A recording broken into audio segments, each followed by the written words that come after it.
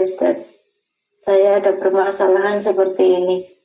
Eh, saya dulu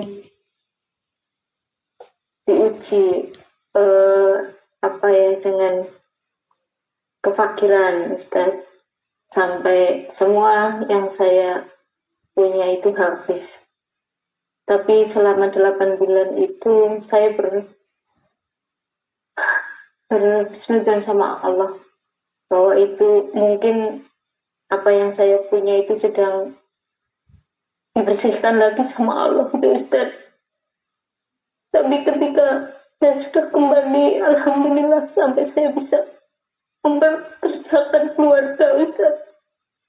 Saat ini ujian saya datang dari keluarga sendiri, Ustaz.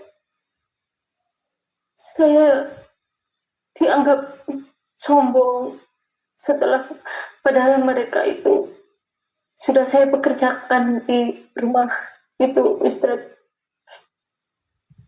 Bagaimana cara saya menyikapi keluarga yang seperti ini, Ustaz? Karena demi Allah saya tidak mau memutuskan silaturahmi, Ustaz.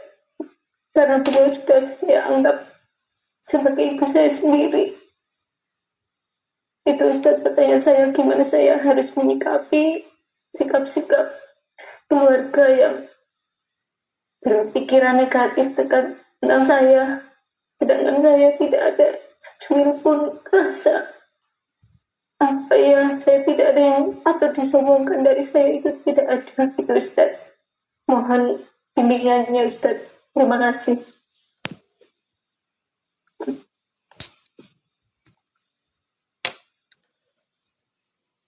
Saya bandingkan nasib saya dengan teman-teman saya yang sebaya, seumur, seangkatan dengan saya. Saya lihat hidup mereka ibarat naik motor, ya larinya 70, 80 gitu. Saya kadang 20, kadang 120, kadang tikungannya kelok ampe puluh ampe, kadang kelok 9, kadang mendaki. Tapi sekarang 48 tahun, hampir 50 tahun umur saya, baru saya paham kenapa dibuat Allah saya pontang-panting, tunggang langgang, lintang pukang kata orang Melayu. Karena saya akan jadi tempat pengaduan orang.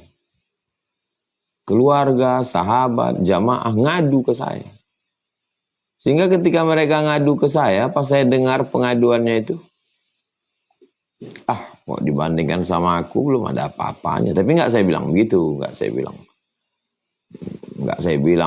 ini yang kau rasakan ini upil-upil aja nih, nggak saya bilang. Jadi bahwa ibu pernah mengalami fakir, habis dalam 8 bulan, tapi kemudian ibu husnuzon, lulus, di ujian itu lulus. Tapi kemudian ketika dibukakan Allah pintu rezeki, keluarga-keluarga, sahabat-sahabat bisa kerja, malah dituduh sombong, dituduh bla bla bla dan seterusnya.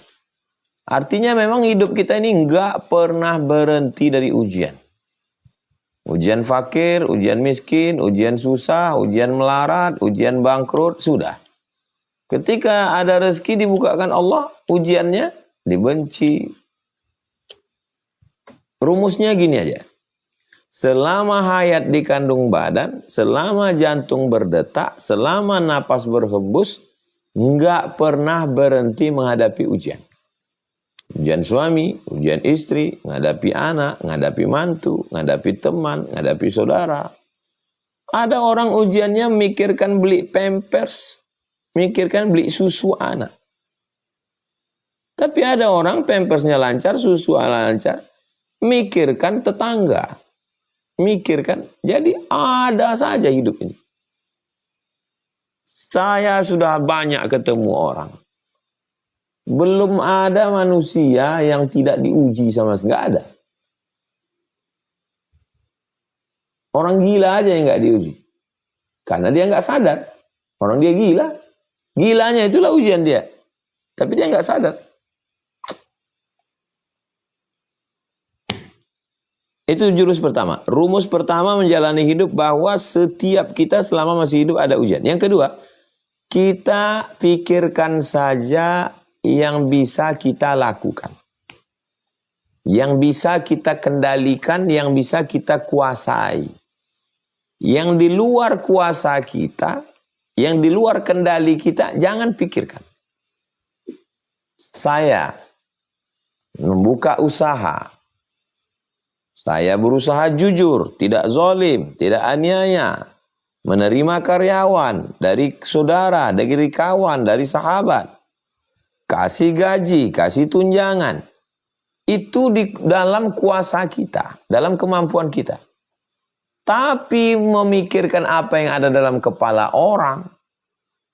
Jangan-jangan dia benci saya. Jangan-jangan dia ngobrolin saya ke suaminya. Jangan-jangan dia buat grup untuk. Itu nggak usah kita pikirkan. Karena itu hanya membuat letih hati dan pikiran kita. Dan dia di luar kuasa kita. Saya dengan kawan-kawan, dengan jamaah buat pondok. Cari guru. Tetapkan kurikulum. Ustazah Fatimah dengan ustazah. Itu di dalam kuasa saya.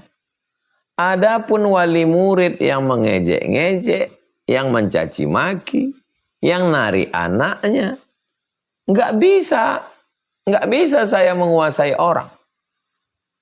Apa bisa Nabi Muhammad SAW menguasai Abu Jahal, Abu Lahab? Bisa kalau Allah kasih, bisa.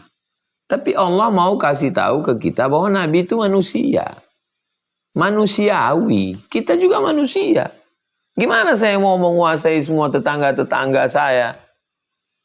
Saya hanya buat kajian subuh Rabu. Baca Riyadhus Shalihin. Saya bacakan. Saya jelaskan. Saya tulis pakai papan. Saya buka pintu. Saya terima tamu. Tapi bahwa saya mau memaksa orang benci sama saya harus suka ke saya, itu udah di luar kuasa saya.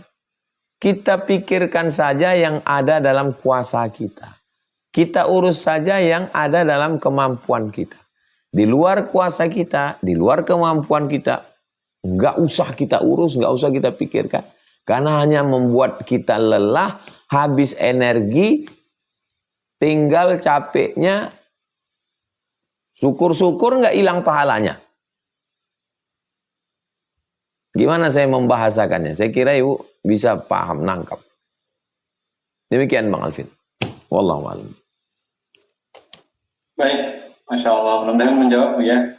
Jadi yang hanya bisa kita kontrol itu adalah yang ada dalam diri kita. Adapun yang ada pada orang lain itu di luar kontrol kita. Maka fokuslah pada respon kita terhadap ujian tersebut. Baik,